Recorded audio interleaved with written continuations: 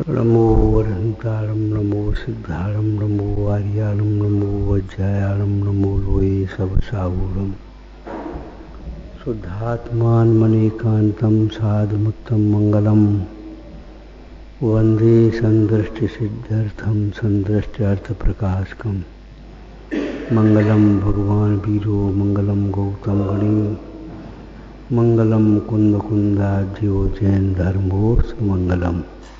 चार प्रकार के मनुष्य कहे हैं। एक तो ऐसे हैं किस्में से ऐसे, भीतर और बाहर दोनों कोमलता।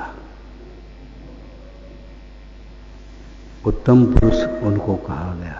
किस्मिस जैसे, उत्तम पुरुष किस्मिस दाग जैसे हैं, और मध्यम पुरुष नारियल जैसी है।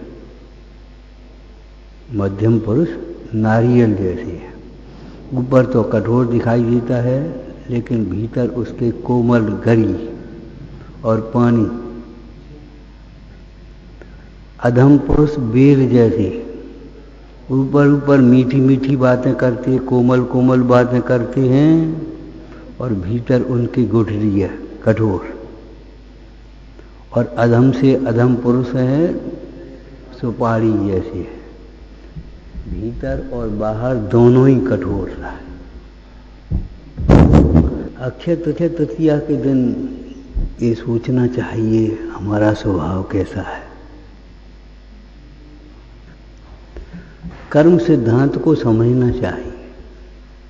अपने किए हुए अंतरंग परिणामों का फल अपन को स्वयं भोगना होगा, दूसरा नहीं भोग पाएगा। आदिश्वर मुनिराज भी कितने लंबे अंतराय को प्राप्त हो गए। कितना लंबा,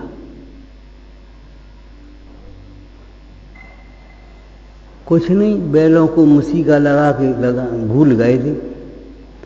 जो हमारी आदत पड़ जाती, हम भूल गए, हमें ध्यान नहीं रहा, हम भूल गए, हमें ध्यान नहीं रहा।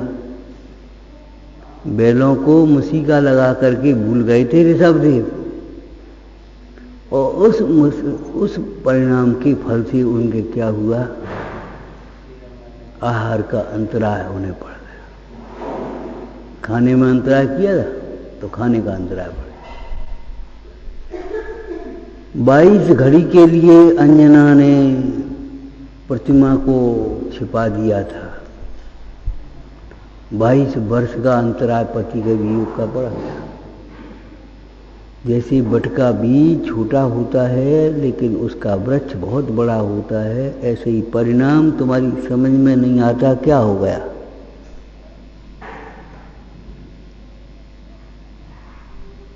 क्या हो गया इसमें, क्या हो गया, क्या नहीं हो गया, ये सोचो। जो दृष्टि तुम्हें अपनी ओर देखने के लिए है, वो दृष्टि हम दूसरे की ओर देख रहे हैं। क्या हो गया, अरे इसमें क्या हो गया।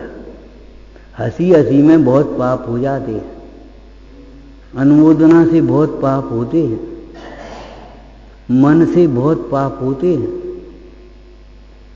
अगर मन के, जैसे शहद में लिखा ना, शहद की एक बूंद में इतने जीव हैं, अगर वे कबूतर जैसे हो जाएं तो ये तुम्हारा जम्बूद्वीप भर जाए।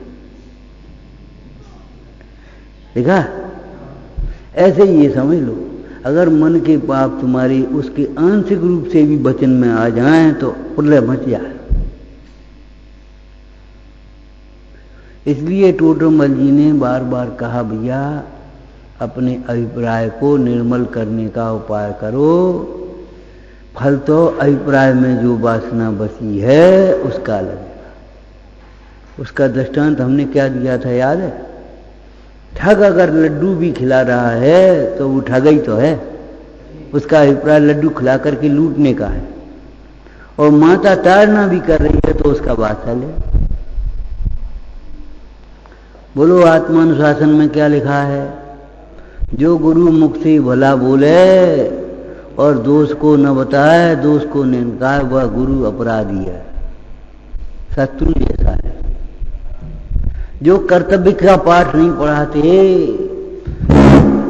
माता शत्रु पिता बैरी ये न बालो न पाठित है।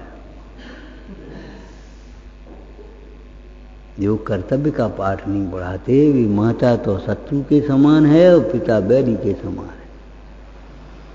भैया विचार करो, माता पिता सही और गुरु में कितना अंतर है।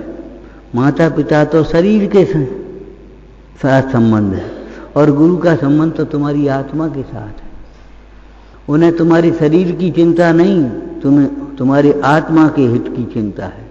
तुम ये मत सोचो शरीर का क्या होगा, तुम ये सोचो ये विषैला भोजन करके हम जाएंगे कहाँ। जहां मालूम पड़ जाता है रास्ता विपरीत है, हम तो मुड़ने के लिए तैयार हो जाते। अब और थोड़ी देर और चल लो, ऐसा नहीं। अब ऐसे ही अपनी भूल को सहज भाव से शीघ्र स्वीकार कर लेना चाहिए। अपनी भूल को न लंबायमान करो और न पोषण करो।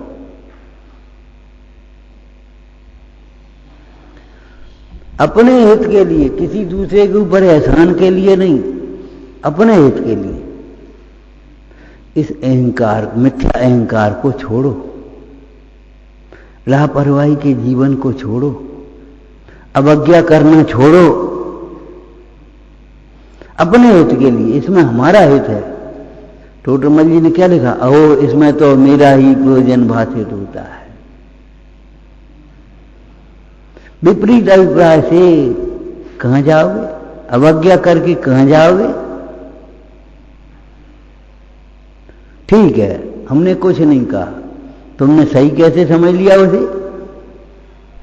एक बार सही बात है, एक रचना किसी ने लिखी होगी तो उसको जचवाने के लिए एक विद्वान के पास बैठ गए कि साहब हम सुनाते जाएंगे, आप जरा जांच दो।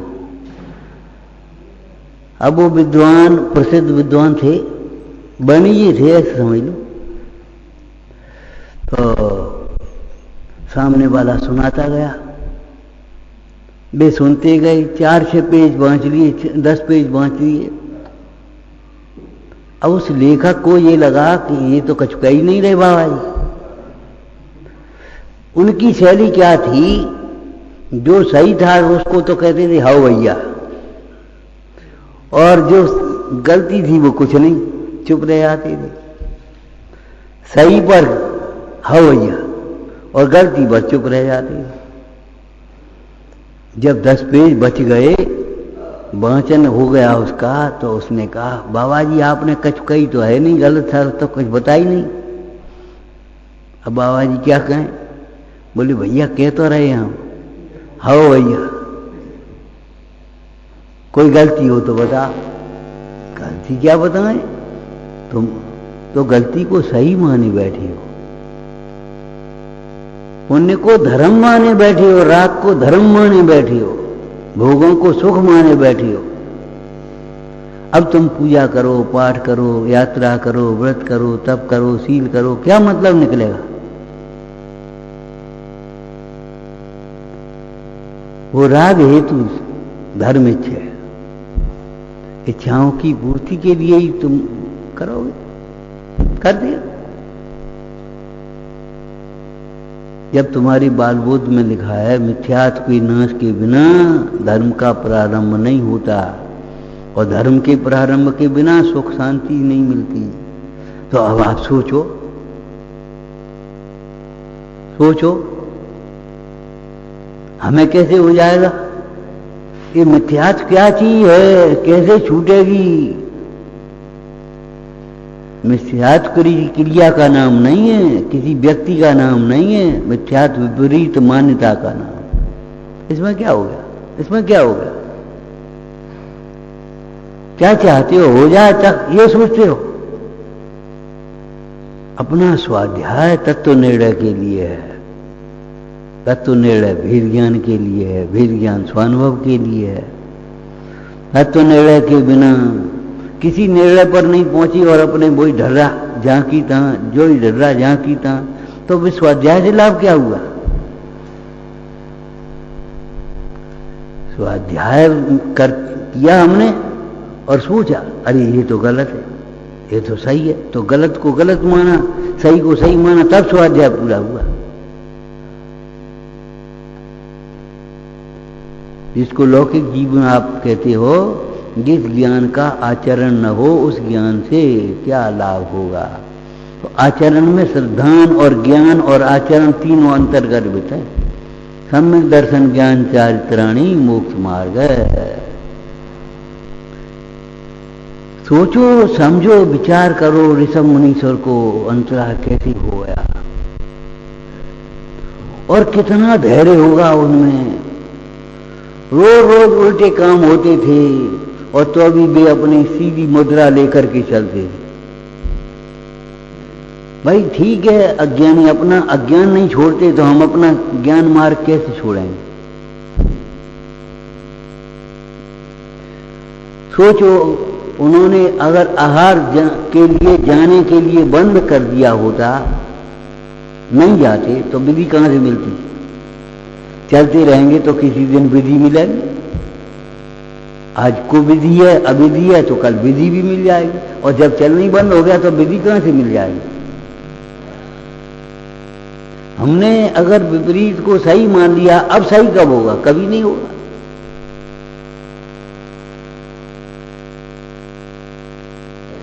सोचना चाहिए भाई, ध्यान दो बार बार।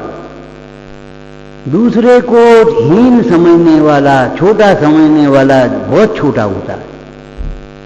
बड़ा उसे कहते हैं जो दूसरे को बड़ा समझता है। भैया तुम आगे आ जाओ, हम पीछे आ जाए, कोई बात नहीं। तुम हम हमसे खुश हैं, हमसे नाराज हैं, ये कौन सी भाषा है। हार जीत की भाषा और नाराजी और प्रसन्नता की भाषा जैन दर्शन की भाषा नहीं है। वस्तु का परिणाम तुम्हारी इच्छा के अनुकूल हो गया तो ये नहीं है तुमने कर दिया, और इच्छा के अनुकूल नहीं हुआ पाया मालूम कदाचित, तो ये नहीं है तुम्हारा मेहनत बेकार हो गई, तुम्हें तो तुम्हारी परिणाम का फल मिलेगा। शास्त्रकारों ने क्या दृष्टांत दिया, वैद्य इलाज करता है, रोगी बच जाए चाहे मर जाए, आय पूर्ण हो जाए उसकी, और रोगी मर भी जाए तो वैद्य को हिंसा का दोष थोड़ी लग जाएगा। और वैद्य बच इलाज कर रहा है, रोगी बच गया तो क्या हो जाएगा भाई, उसका उदय था, उसकी व्यवस्था है। इस परिणामों की तारतम्यता को समझो समझो। मिथ्या मान्यता के त्याग के बिना धर्म का प्रारंभ नहीं होगा। अकेले बैठ जाओ, हमने उस दिन भी कहा था कि बैठ जाओ और पढ़ो। पढ़ो नहीं, देखो। समंत क्या नाम, नेमचंद सिद्धांत देव ने ये तुम्हें आदेश दिया है, मां चिट्ठे, मां जंपे, मां चिंतये, न तुम कोई चेष्टा करो, न कुछ बोलो और न कुछ।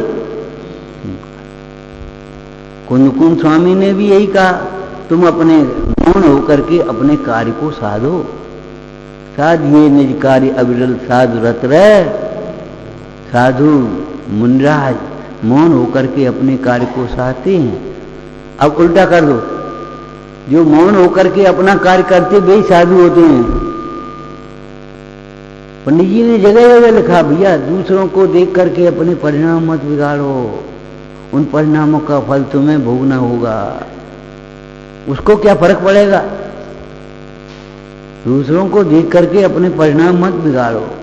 तो साहब कहें नहीं, अरे कहो, लेकिन दृढ़ता से और कोमलता से कह करके छोड़ दो। कम बोलो और प्रामाणिक बोलो, ये तुम्हारी बात उचित नहीं है, बस खत्म। क्यों, अब क्यों आप सोचना, ये उसकी जिम्मेदारी की बात। ये सब मुनिराज को देख करके कुछ शिक्षा ग्रहण करना चाहिए।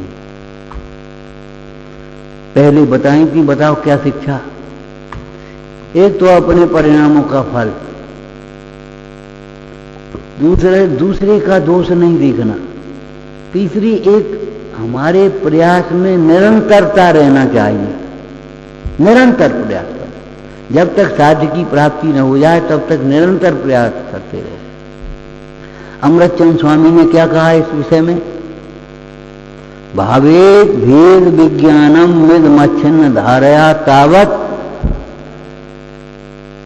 तब तक भेद ज्ञान को निरंतर भाते रहो जब तक ज्ञान में प्रतिष्ठित ना। प्रयास इलाज तब तक करते हैं जब तक निरोगता न हो जाए। ऐसे ही आप उसी प्रकार से चिंतन मनन करते रहो। अब ठीक है, अब कोई बात नहीं, अरे नहीं कोई बात नहीं, ये मत सोचो। हाँ? इतने ढीलेपन से नहीं चलो, अब खुश हो गए। नाराजी कब हुए थे? यशोधर मुंडाज ने सैनिक को कब क्षमा किया? कि क्रोध ही नहीं किया, क्षमा कहां से की? उनको यशोधर मुंडाज के हृदय में नहीं, व्यवहार में भी उस समय भी क्षमा पाप था जिस समय वे उपसर्ग कर रहे थे। अरे उन्होंने द्वेष का काम किया, उन्होंने राग का काम किया। उपसर्ग कब हुआ? उस दिन बताया था। उपसर्ग कब हुआ? ये चेलना के गुरु है। और वे यशोधर मुंडाज सम्यक दर्शन में निमित्त हो गए। कब? यही मेरे गुरु हैं। कितना अंतर हो गया? यही मेरे गुरु हैं। ये चेलना के गुरु हैं, हमारे गुरु नहीं। हमारे गुरु वे हैं। और चेलना ने हमारे गुरु का अपमान किया। अरे अपमान कहां किया? परीक्षा की।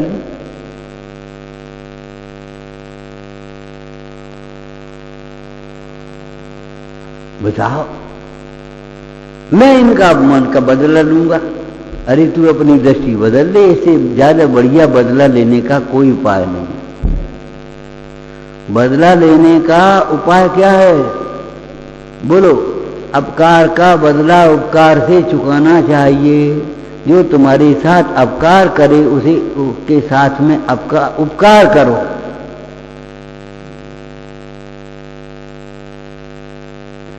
ये बदलने की बात है। दृष्टि बदल करके देखो। कमठ ने उपसर्ग किया और उन्हीं पार्श्वनाथ के निमित्त से कमठ का जीव सुधर करके मोक्ष मार्ग में लग गया। कब और कैसे? जब कमठ ने ये देखा ये मेरा बैरी है तो उपसर्ग हुआ। और जब ये सोचा ये तो प्रभु है, बैरी नहीं है, बैरी तो हमारा कर्म है, तो बस वो मोक्ष मार्ग में निमित्त हो गए। अगर तुम ये सोचोगे ये हमारा बैरी है तो तुम्हारा उपसर्ग होगा। अगर तुम ये सोचोगे कि ये मोक्ष मार्ग का निमित्त, निर्जय कर्म की निर्जरा का निमित्त है, तो आपका उत्थान हो जाए, कल्याण हो जाए। निमित्त निमित्त है, निमित्त अकिंचित कर है, निमित्त करता नहीं होता। इस बात को आप सोचना चाहिए।